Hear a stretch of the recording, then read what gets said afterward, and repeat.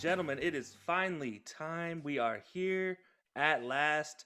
Kelcey from the High Low Sports Podcast, joined by Hector, joined by Edward from the Inter Name FC Podcast.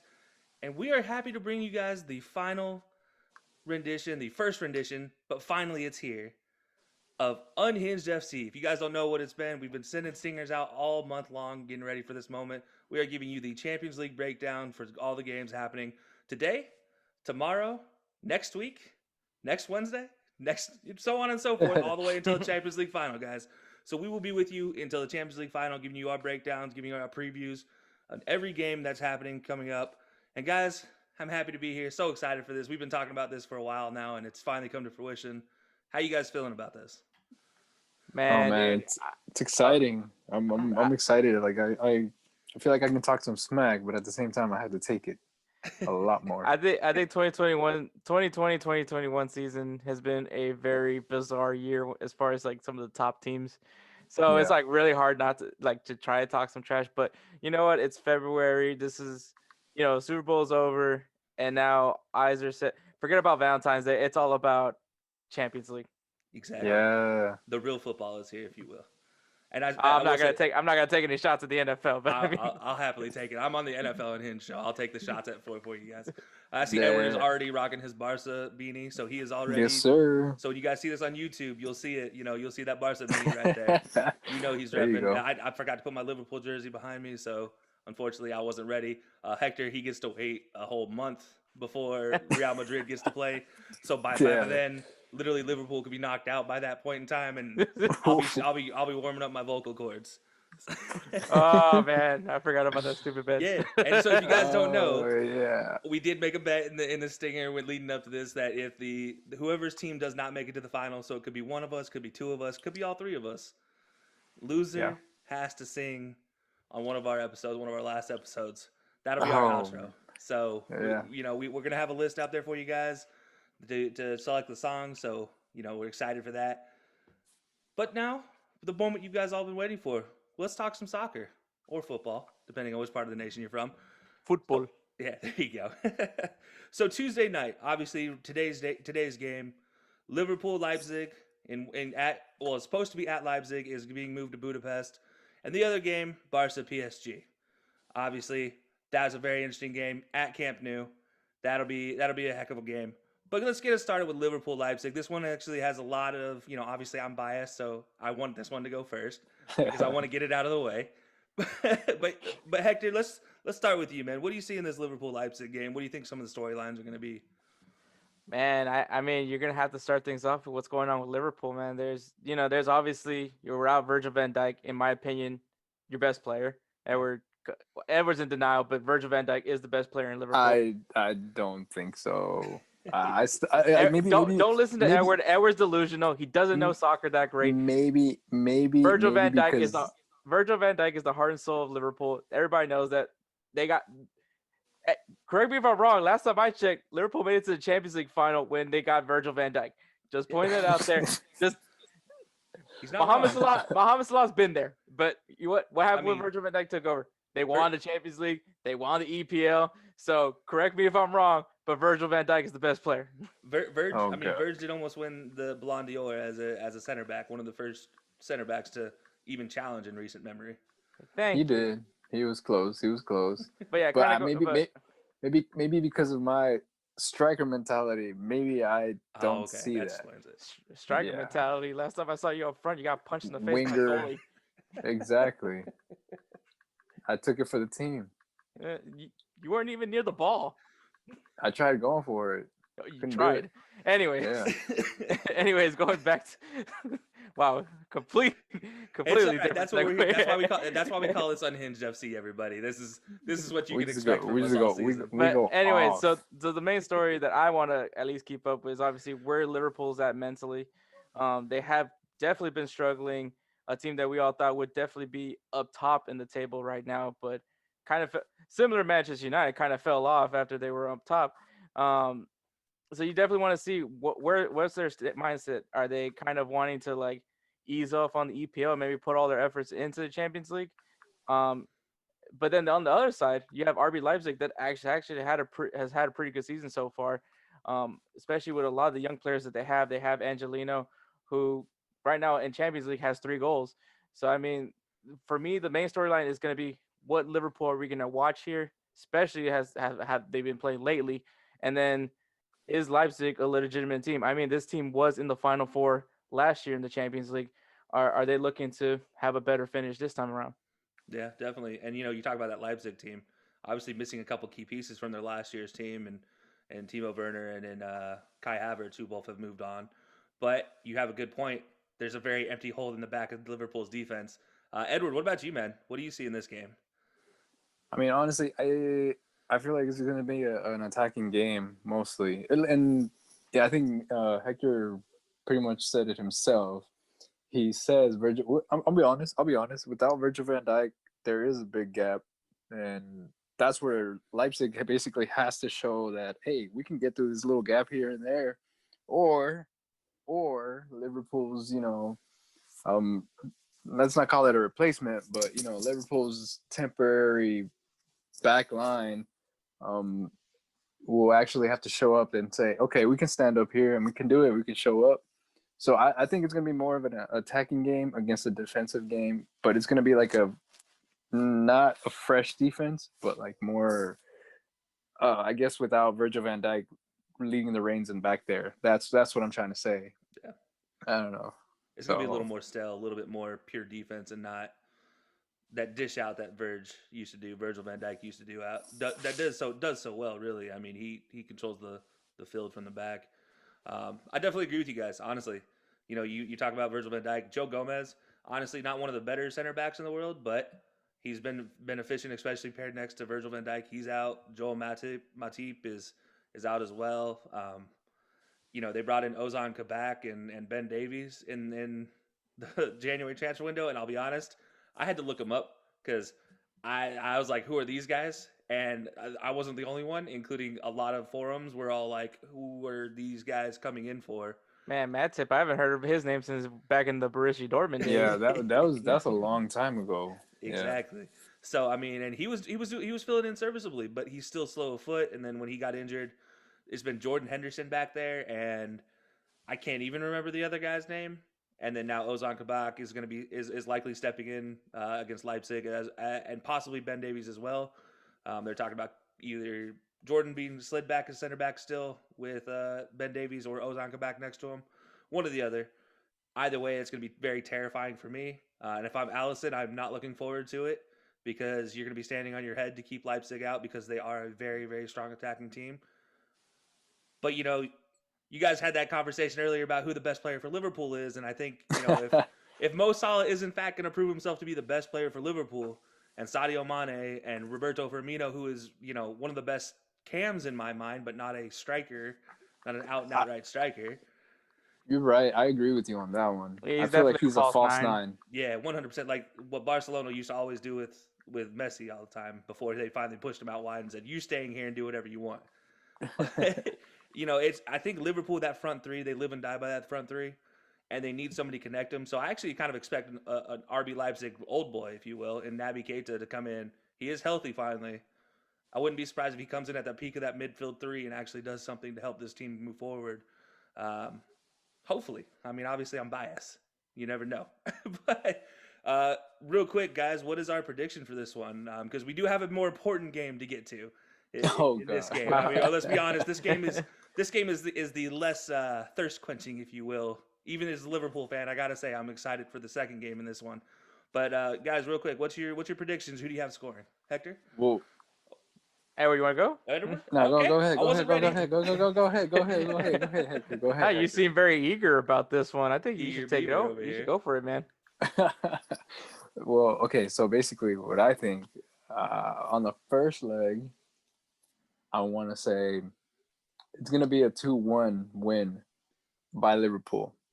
And I put it close because, like I said, again, defensively, I would probably say 3-0 to Liverpool if their back line was like complete. Since you're a Liverpool fan, what is your thoughts on Alexander-Arnold? Man, like trying to like be him back there as well. Defensively, he can be a liability if you have the right winger facing him. Um, but the problem is, it seems like a lot of teams don't try to push on his side that often, and the teams that do, they're very successful. Man City is one of the best at doing it. They'll pin Alexander Arnold in the back, but when he can actually get going forward, and especially from a free kick position, I mean his right leg is something else to watch. It is very deadly. Yeah, I mean, I agree with you. I'm like right there with you on that one. It's Yeah. just I was reading an article, not entirely sure that I agree with it. They were saying that Andy Roberts, Trent Alexander-Arnold were the weak defensive one-on-ones in one-on-one scenarios. So I mean that's why I was asking you, you I being mean, the Liverpool man. yeah, really, if it's a quality winger going against them, I do worry. I can't lie. They have speed. They have oodles and oodles of speed, and that's the one thing that will always make up for, you know, as we all see with the U.S. national team with DeAndre Yedlin. He may not be the most efficient defender, but he can at least run you down and stand in your way for sometimes. Yeah, And right. that's I feel like at the end of the day, especially Robertson is definitely, in my opinion, a lot better straight one-on-one defender, but he still has the tendency to jump in on tackles unnecessarily. Whereas Trent, I mean, it seems like he just when he goes one-on-one with somebody, he just stands on his heels. He doesn't seem to be very attack minded defensively. Like it's like he doesn't try to attack defensively to get on the attack. He just sits there and lets them come to him because he knows he can run down anybody for the most part. So that's my take on Oh, the outside backs. all right. So, Okay. So so yeah, I get. So basically, you're saying that I personally don't think that um Leipzig has a winger of that capacity, of that yeah, speed, a speedier winger than Trent Alexander. So I'm that's why I'm giving also Liverpool the edge up on that one. yeah, I definitely get that. I mean, I think outside of Angelino, I think Paulson is the only other guy that you might have to worry about Yeah, Paulson, I think that getting would be the getting only one. wide, and he's not even the most fleet of foot. He's just very skilled. Yeah. He's definitely. Although I think FIFA kind of hates him when it comes to speed because I think they I rate him at mean, about a 70. I'll throw one more name out there for RB Leipzig, and that is Clivert. Well, yeah, Okay. Justin Clever, yeah. Yeah. All right. All So right. I All right. So okay. Edward has us 2-1 going to Liverpool. yeah. Um, even though it's an away game, technically, played in Budapest, um, because Germany just isn't because of the COVID situation. They're not allowing anybody from England to come in. So Hector, what about you? You going 2-1 first leg? You sticking with Edward, or are you going a little bit crazier? I feel like this is a game where Jurgen, if Jurgen Klopp is and obviously he's pragmatic, he's masterful, he's skillful, he's one of the best managers in the world right now. I have to be looking at the film from that Bayern Munich game. I mean, granted, it was a 3-3 draw, but the thing is with RB Leipzig, they're going to be a counterattack team, and you got to figure out how to go up against their counterattack. Like we said, Angelino, Clivert, Paulson, these guys can definitely take prime opportunities when they are able to expose for a good run. Mind you, they do have to go up against Trent Alexander-Arnold, who does have some pretty good pace, and I mean, Allison is still a very savvy goalkeeper. But if I'm Liverpool right now, they need to make a statement win, put the pressure on Leipzig to go into Liverpool for that second leg. And if you're Leipzig right now, you want to at least get a tie. I think a tie because then you can at least get some jump up with the away goals. But I feel like there's gonna be a statement made with Liverpool, and I think they're gonna come out big and they're gonna actually come out with a 3-0 win. Oh, okay. Maybe I'm not the Wow. Liverpool fan here, guys. I wasn't prepared for this. I gotta say, I was ready for you guys to be like Liverpool's gonna lose. But I get what your points are. I definitely get all your points where you guys are coming from. I personally just don't have faith in Liverpool. I guess is my thing. Oh. I feel like the trend's gonna be that none of us have faith in our teams. It's probably I true. think that's yeah. I'm just so We prepared to start singing at this point. I might just break out into song during every time we talk about a Liverpool prediction. and then just and you, every time we talk about the Liverpool prediction and you break out a little bit, little by little, just take those clips and at the end of the day, You'll just slowly make the whole song. Essentially, you made your Skip Bayless Tim Tebow song. This is basically what you're saying. Exactly. But no, so I mean, okay, so Hector 3-0 Liverpool away. So that's a huge benefit. That would have to be, I think, a 3-0, and if Liverpool scores one at home, I think it has to be at that point 5-0 or 5-1 victory for Leipzig if they were to go back to Anfield with that type of scoreline. So that's a huge task. I definitely could see Liverpool's attack if they're on the right page, definitely getting there against Leipzig's back line, and especially their goalkeeper, who I, for the life of me, can't remember. And there's probably a good reason for that. And then Edward 2-1 going for Liverpool. Also, that's a scoreline that is very hard to overcome, but still reasonable. I mean, that's essentially 3-1 on aggregate, technically, based off their away rules. But for me, I mean, honestly, I got a 1-1 game going this way. Everything you guys said, I worry about the Liverpool defense. The one thing I think is going to happen is Liverpool ends up, if they don't start strong, they don't win. If they go into the 45th minute, if they go down a goal, they have not won a game yet. And I think that's what happens. I think Leipzig jumps on them early between Paulson and Angelino. I think that team tag teams in there, and then maybe Kluivert or somebody else is the guy that actually puts it in. But I do think Leipzig gets up early in the first half, and Liverpool is able to rally late, and they're able to get a goal, just one, but it's still an away goal. It ties it up, and it sets them up for a really good game at Anfield. But for me, I have them 1-1 personally, and I see where you guys are coming from because Liverpool's attack is so strong. I'm looking at the defense, and I'm like, I don't trust these new guys at all. And I've seen Jordan Henderson try to run somebody down before, and it's like, it's not fun to watch. No, it's not. I mean, he's not built for speed. Let's just put it that way. That's a very, very nice way to put it. Yeah. Probably the most exciting matchup of all of the knockout stages. Barcelona versus PSG. Edward has a stake in this one in Barcelona. Nobody has PSG. But PSG doesn't even have one of their best players to go into this first leg in Neymar. And on the other side, Barcelona, they might be shipping their best player out soon enough. Yeah, soon enough. But for right now, he seems to be doing hella good. I mean, coming off of that win off of Alaves, I mean, shit. Honestly, I'm just surprised right now that the reason why Neymar is not playing is not because it's his sister's birthday, which is March 11th. Yeah. I mean, it may be something to do with it. Maybe he's trying to celebrate early. Maybe he has to go through COVID regulations afterwards. Yeah, never know. Valentine's Day presents, or I mean, if there's somebody that says they love their sister really much, it's Neymar and his sister. Yeah, apparently. But that took an awkward turn. I wasn't ready for that one. Hector. He was like, look, man, I love my sister, but I'm not leaving a Champions League match for my sister. Yeah, no chance. I've gotten phone calls from my sister. Hey, what are you doing? I'm watching a Champions League match. Can I call you right back? Sure. Okay. I'll go ahead. I go ahead and hang up, or I go ahead and say, hey, text me later. I'll text you later or something like that. But I'm not gonna. And that's me watching a Champions League match. Yeah. If I were playing, I'd be like, sorry, my phone's in the locker. New phone. Who dis? Yeah, right. Phone? What's a phone? I don't know what a phone is. I left that back at home. Like, you kidding me? That's game day, man. You keep that thing away from me. But this one's going to be pretty intense, guys. Edward, we'll let you go last on this one since we imagine, you're the Barca fan, so you got the most, probably the most on this one. You might have to sing a song if this doesn't go your way either. I honestly, I'm preparing myself for it. I started, vocalizing in the car this morning. Start those vocal workouts. I don't worry. I've already started them as well.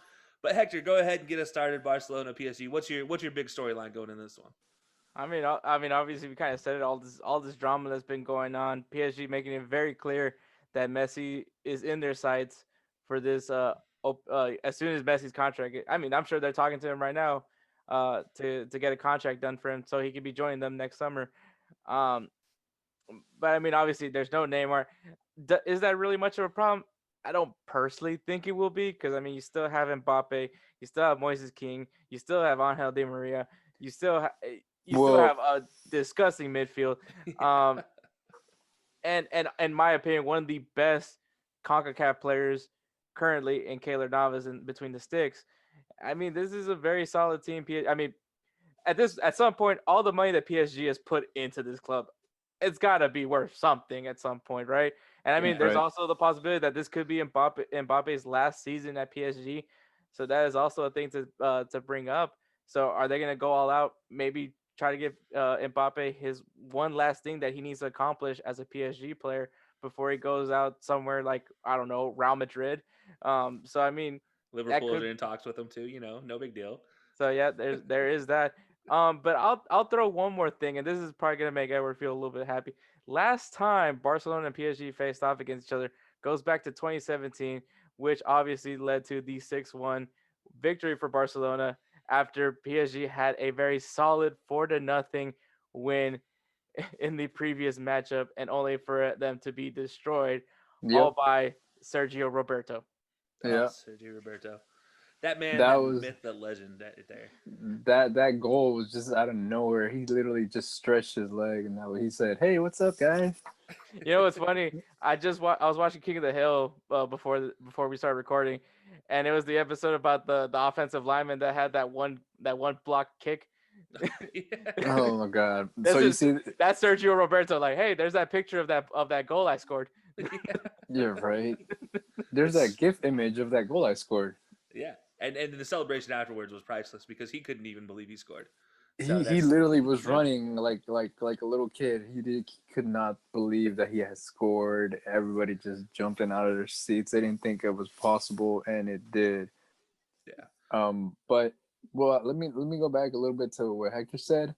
Um, Di Maria is actually gonna miss the first leg, so because of a thigh injury. So I'm still worried. Don't get me wrong. I'm still worried just because Di Maria is not there. But they because I still have a mean, like, $20 million man behind Di Maria. It's okay. fuck yeah. So it's I like, mean, man, don't forget Rafina. Yeah, exactly. Rafinha. I was like, no, man. Like, I still get worried. Huh. If anything, I'll be Another honest. former Barcelona player. yeah. Dude, trust Oh, me. Don't get me started. Don't get me. We had this conversation before this. You already know about Alfonso Davies. Don't get me started. Why are they letting these guys go? But They never had Alfonso anyways, Davies. no. But I'm saying, didn't I just tell you the story? What happened? It The wasn't reason why I didn't recorded. get him? oh Oh, yeah. Wasn't But rec- before it the show, wasn't yeah, we before we talked about that, but yeah. basically, Barca could have had Alfonso Davies, and the only reason why they didn't go for him was because he's Canadian. Freaking board of directors. yeah. Anyways, I don't blame him. Unless he comes with Tim Hortons, I don't really want a Canadian on my team either. I say it with complete and utter sarcasm. If we do have Canadians listening, I love you guys more than anything. And Tim Hortons is a gift What's from up, God. Bleacher Connections? Yeah, yeah, and Tim Hortons is there a you gift from go. God. So I take it all Yes, back. yes. You guys are cool hosers. Don't worry about it. Definitely, Oh, but I we're honestly sorry, eh? still don't fucking know what a hoser is. We're sorry, eh? Hector that's one being a thing. hoser. We'll have to do a two for chirping collab with them one day, and they can teach us all their slang, and we can teach them soccer slang, and that'll There be. you go. I feel like that'll be fair because yeah, there's some hockey slang I don't get But at all. But Sounds fair. yeah, Sounds fair, Gaffer. yeah, right. but for But me, man, I was gonna say for me real fast. My one key to this one is obviously Barca's defense going into oh this. god, February has not been kind for Barcelona. They've given up 3 goals to Granada in a 5-3 win. Somehow they managed to jeez. score 5 goals. 2 goals to Real Betis.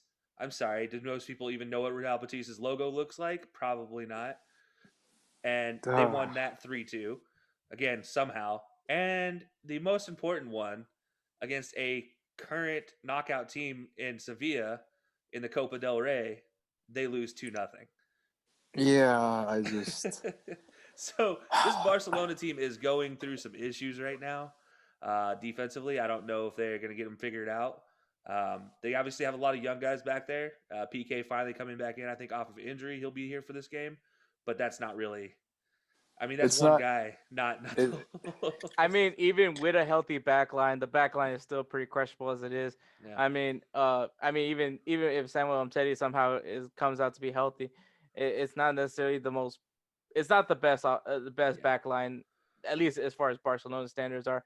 I mean, PK, just say for what it is, man. He's just up there in age, and I don't think he necessarily. I think Edward can as I said this plenty of times, he's not necessarily the man you want to be leading that back line. And I feel that's No, something you're right. missing since Carlos Puyol used to be the skipper. So I mean, yeah, no, it's gonna. I think that there's still some question marks, even with a healthy back line. It could count as for something that you do get a person with experience, especially in the Champions League. But it's gonna be definitely more on the attack to definitely help alleviate some of the pressure that this back line's gonna get.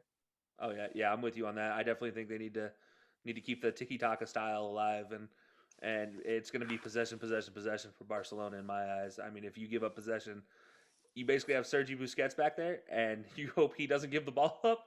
And he does really Oh well when man. he's being put under pressure. So I'm not taking anything away from him, but he's my least favorite CDM I've ever seen in history, just because he plays so simply and it just irritates the heck out of me.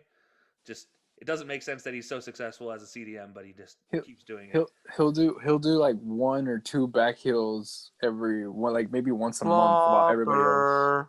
Flopper, Yeah. flopper. No, trust me, dude. How many times did I tell you that I sold him on FIFA? Yeah. But it's just my thing is they got this young buck, this Oscar in the center back position. He's only like 20, 21 years old.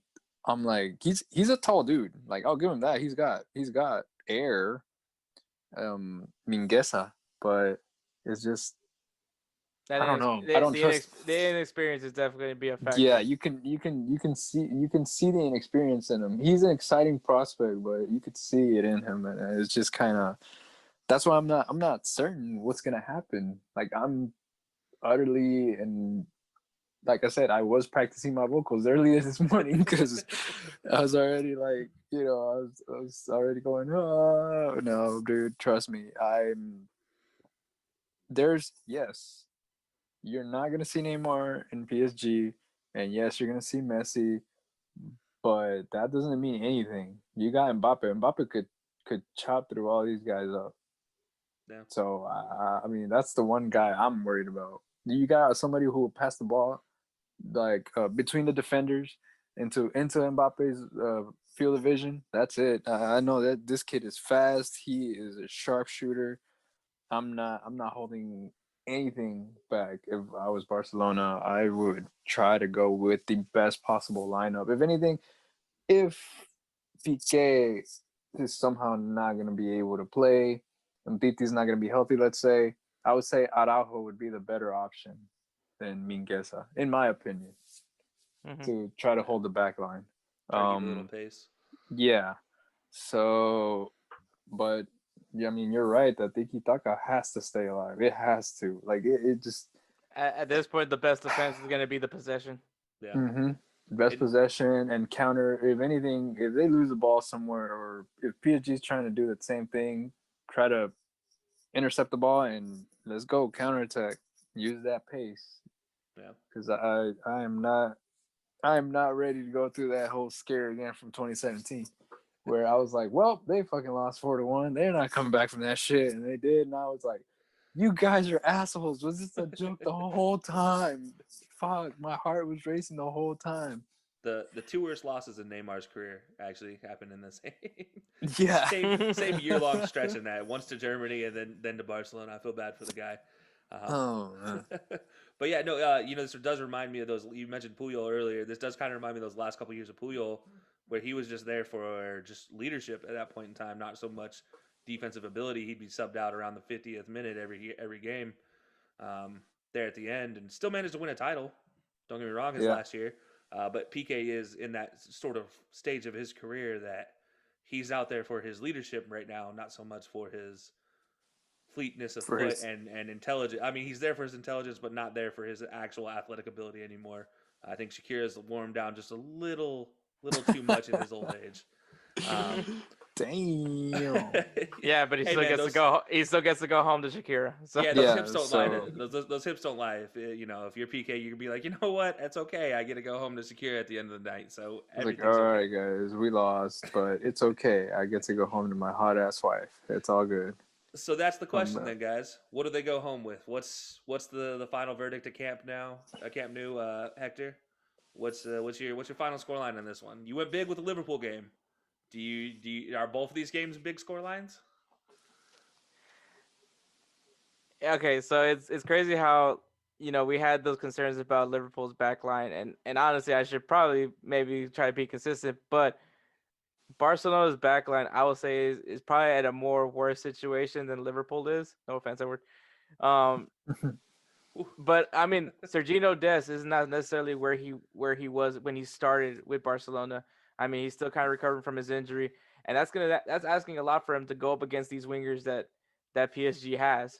So that's asking a lot for him. Still trying to get back his confidence. Obviously being the first, well, not the first, well, I guess technically the first American to start for Barcelona. Um, so I mean that's a big factor in itself. Which obviously Jordi Alba, you expect him to at least be a part of the attack as far as being an assist man, but that's not the attack isn't the issue as far as Barcelona's concerns is what can this back line do against PSG's attack, specifically Mbappe. But I mean, don't sleep on Moises King. I think that's a name that needs to be mentioned more times than not. But if Mbappe has his shot, he's gonna take it. And even with Ter Stegen, as talented as he is, it's gonna be a problem if they can't hold off Mbappe. And I gotta say, with the issues with this back line, I think PSG comes in very comfortably and ends up winning 2-0. Wow. All right. Well, so for me, I'm actually kind of sticking with very similar situation to my Liverpool prediction. But I do actually think Griezmann and Messi, who none of us really talked about because we're so worried about the defense for Barcelona. Um, if there's ever a moment where you're worried about Barcelona, everybody turns to Messi, and this dude has the weight of the world on his shoulders at 5'4.5 inches, or whatever the heck tall he is at this point. It doesn't matter. The dude will literally carry the world. He will carry this entire team to a victory. And I do see them actually walking out with a 2-0 victory at home. I just think Messi at the end of the Thank you. day, Messi at the end of the day is terrifying to try to stop, and that defensive backs for PSG, I don't know. I don't know if you can stop Messi. I mean, we've seen him do some very, very beautiful things with the ball Yeah. against much better defenses. Dude, So when he broke Boateng, that one Champions League, oh turned him three god, times. Turned him three times, made him look like he was in a blender, and it was just He's game just over. You talk about his run against Atletico Madrid and the countless runs Oh. against Real Madrid, and just that I'm sure Hector they live in your nightmares at that point in time, and I hate when he's wide open. I hate yeah, it. like as soon as you would see him receive the ball in the counterattack, he was I mean, right down the middle. We and Edward have sat together watching El Clasico plenty of times, and he's seen me get mad when they leave Messi wide open. Why did you leave him open? it's where you see that 20-yard circle around him, and he gets the ball right around midfield, and you're just like, well, something's crazy about to happen. There's going to be a shot on goal, and less than 10 seconds later, he's either scoring or it's a shot on goal, and the keeper's tipping it away. And that's the deadliness that I think Messi brings to this. And you add in Griezmann, who is going to play off that a lot like Luis Suarez, and they hope Griezmann should be playing like Luis Suarez. I think this is the moment where he's like, he needs to taps him in. show up. All I'm gonna say for people that have concerns about Griezmann, if we start seeing him do some Fortnite dances, he's back. Yeah, 100%. And I think this might be the moment. I mean, look, he's a Frenchman who has never played in France. Think about that. How big is this game for him? He's going home to Paris. He's a Frenchman who's never played in France. He's like, well, in the second leg. Well, yeah, in the second leg. But this is a matchup that he's just like, he's licking his chops. You know he's excited. He's like, I want to be the guy that breaks your hearts for never taking a chance on me. So don't be surprised if Griezmann turns out to be the hero, but it'll be off Messi's beautiful left foot. I mean, that thing's going to be covered in gold by the end of the night. He'll deliver some assists, but I think Griezmann will put him away. So who do you think? Okay, let me ask y'all this: who do you think is going to be starting instead of if Trincao or Dembele? I'll take Dembele. As far as the way Trincao's been playing, man, I can't. He's such a head scratcher. I mean, he looked pretty decently from his last performance, but he's still up in the air, man. At this point, I'd rather take a shot with Conrad De La Fuente at this point. Yeah. But Oh, yeah. I was gonna take the third option myself. but I need to see more from Dembele.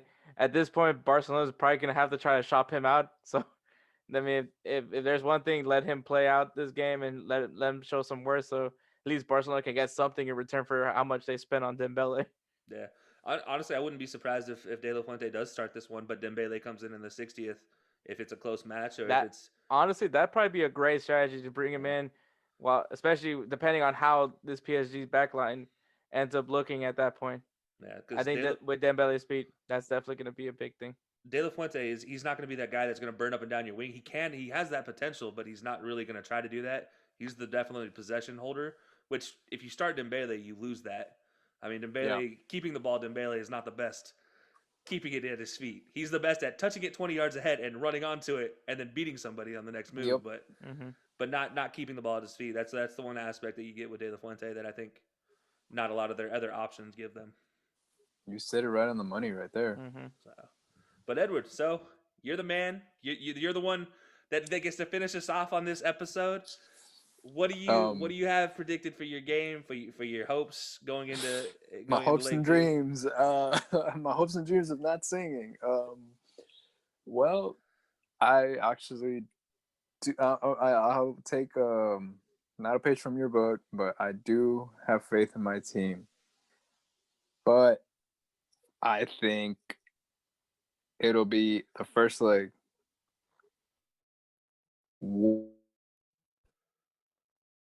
So you did take a page from his book. I did basically, but I just okay. It's so okay. I don't. But at least the you reason said why you I'm have faith saying in your it's team. not. I have faith. I have faith that Messi. He paraphrased. Yeah, I feel like deviation Messi's from going the to be the plan. one that pulls that one goal. No, I feel like Messi's going to be the one that scores that goal. And the only problem with it's not a problem. The only thing that I always see with Messi is when it comes down to it, when he has to clutch it, it's like he tries so hard. He tries to carry everything on his back, but then it's like everybody else just watches him, and that's what pisses me off. So that's why I'm like, don't let this man do it on his own. Come on, just don't watch him. Help him. Do something. Yeah, so Barcelona is essentially the college group and the college group project is what. Yeah, pretty much. Messi does all the work and then everybody else finishes it off. Bro, trust me, like that's and Dembele is the guy that shows up at the last minute and takes credit. Yeah. He just shows up at the back post like, "Oh, hey guys, I was here the whole time. Yeah, I totally did all that work. Yeah, look at that. That's all me."